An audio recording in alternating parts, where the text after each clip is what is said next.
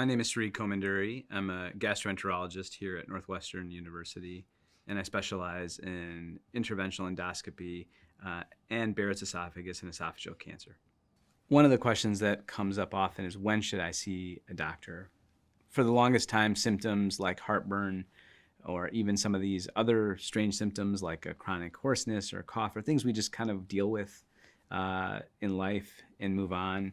I think it's really important for us to educate our patients and for all of us to be involved in understanding that when this is going on in a chronic fashion, these are the scenarios where you want to see a physician. If you're someone who has a big bottle of antacids in the medicine cupboard, so Tums or other varieties like that, that's something that you easily can throw in your mouth on a daily basis, a weekly basis.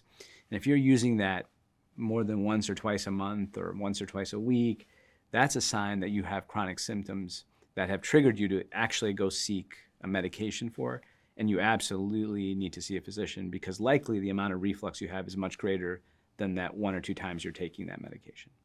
The symptoms of heartburn can be intermittent. We often find that you have heartburn and some days you don't have it, and it's very on and off. The way we define this is people who have symptoms, let's say 3 to 4 times a week, so it may not be every single day, over 3 months, we would call that chronic gastroesophageal reflux. That should be something that you bring to your physician's attention. So it's not going to be every day, every night, and it may be triggered by certain foods you eat. One of the problems with symptoms of reflux is once there's enough damage in the esophagus and we go from just inflammation related to reflux and it converts to this Barrett's condition or the precursor for cancer, patients often lose their ability to sense the symptoms of heartburn and other gastroesophageal reflux symptoms. So when you suddenly have been someone who suffered from heartburn daily and all of a sudden you don't have those same symptoms, it might be a warning sign that you have more advanced disease. But there are many other symptoms of presentation. These could include regurgitation or food coming up when you lay down at night. It can include what we call extraesophageal manifestations, meaning that they're not just in the esophagus or food tube, but things in the throat, sensation of a lump in the throat, your voice getting hoarse frequently, a chronic cough.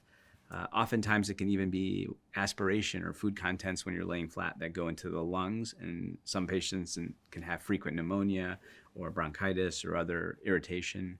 It can cause damage in the mouth and cause the teeth to get rotten for patients who have lots of reflux. So these are things that we don't typically associate with heartburn and gastroesophageal reflux, but things that we as physicians and patients need to keep their eyes out for.